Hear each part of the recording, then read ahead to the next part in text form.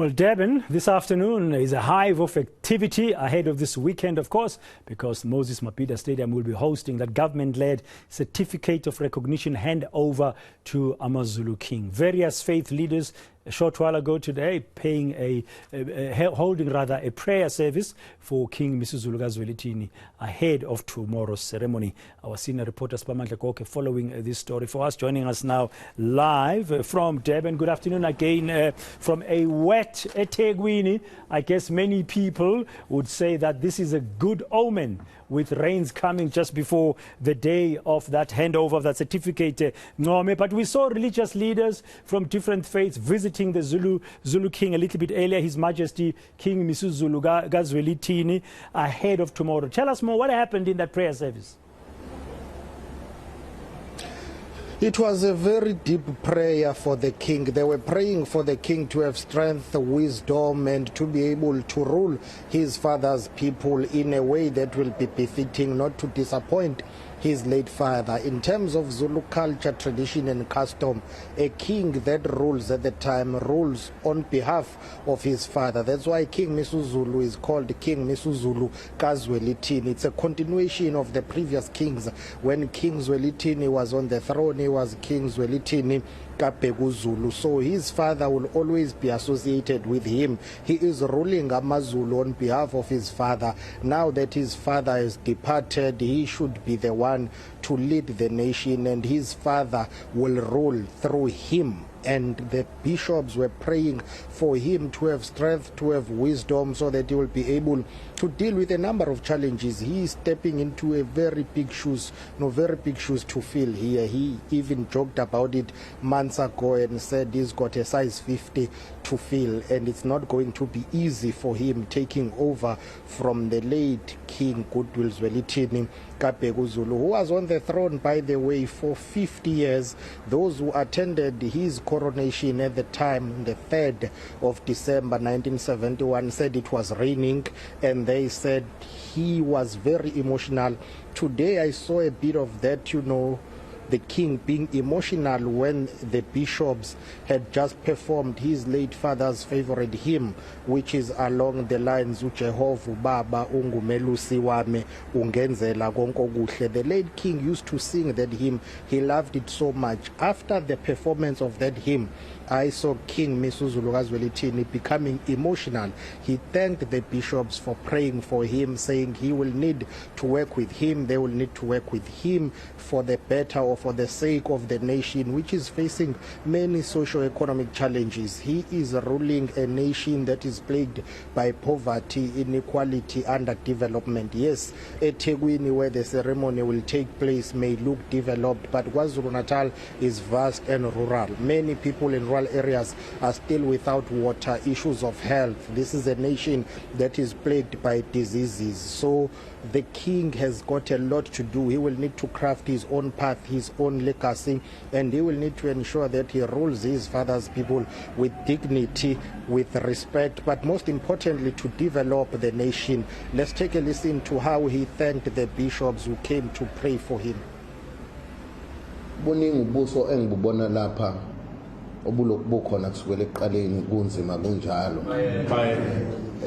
futhi ubuso obuningi engibubona lapha babukhona bese ubaba esekhona lokho kukodwa nje uNkulunkulu kukhona akukhanyisayo enhlizweni yami emphefumulweni wami ukuthi cha ngawedwa bakhona kade behamba nobaba wakho futhi baphethe ifa lelo lidingayo ukuze ukwazi ukuthi uholele isizwe wenze konke okumele ukwenze ngokomthetho wasemhlabeni nasezulwini. And before I ask you the next question, just a comment, Siphamandla, that it was very interesting that the king chose a particular psalm from the Bible to be read on his behalf after, as part of him thanking those priests. And if you read Psalm 27, it's very, very powerful for a person who's taking over just now as a king of AmaZulu nation, because he speaks about how he wants to deal with his enemies and asking for protection from God. But now let's talk about security. The police minister, saying that police have been instructed to vigorously enforce the law during tomorrow's significant and historic ceremony at Moses Mabhida Stadium. Indeed, all eyes will be on that ceremony tomorrow. Before I answer that question about security, let me tell you that it's interesting that the king chose that verse to be read, because he is going through a lot in terms of the royal dispute over the throne. It's far from being over. His father was on the throne for 50 years, yet there are some people within the royal family who never really accepted him. Based on what I know, history has it that the issue of disputes within the royal family is not something new. It started with the great King Shaka, the founder of the Zulu nation, who was assassinated by his own brothers. King Dingane took over from King Shaka. King Dingane was dethroned by his own brother, King Pande. And when King Pande's son, Cetshwayo, took over, there were some rumblings and a dispute. One of the so-called favored princes at the time, Prince Mbuyazi, who was marked by some, including, we are told, King Pande, that he was going to take over the throne.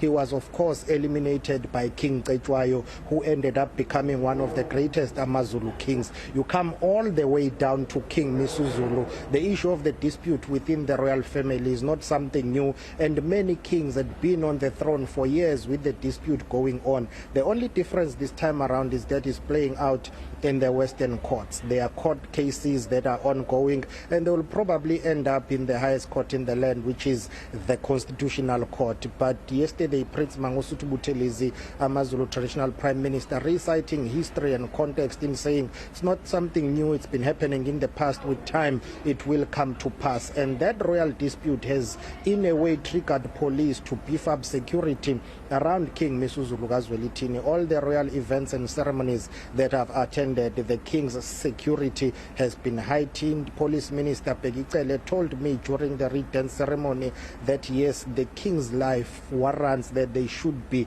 heightened security around him. And tomorrow we will see that the king will be flanked by members of the Special Task Force of the police, SAPS, and his own security, will be very tight. But most importantly, within KwaZulu-Natal and around the Moses Mabhida Stadium where the ceremony will be taking place, police visibility is something that many people will witness, because according to Police Minister General Pegicele, he says everyone and anyone who attends tomorrow's ceremony must be protected, must feel safe. But also there are 4 major events that are happening in South Africa tomorrow. There is a Pride event that is taking place in Johannesburg, a game at Soccer City, Soweto Derby. Thousands will attend that, sold out.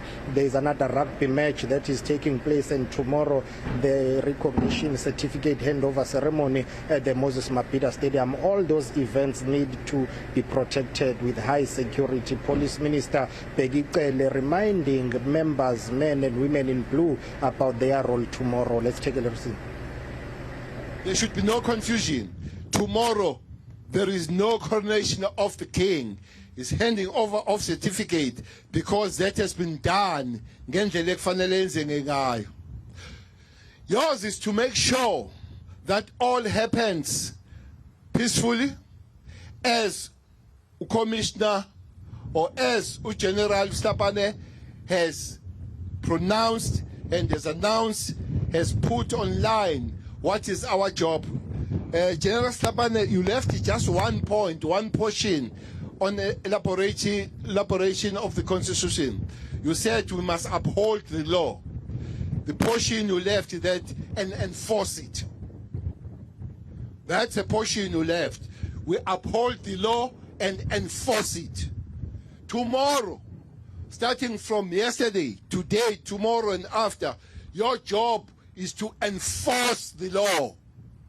Anything, anybody that gets out of the way, you must make sure that you put that person back on space, so that tomorrow and thereafter, the situation and the event is given the dignity that it deserves.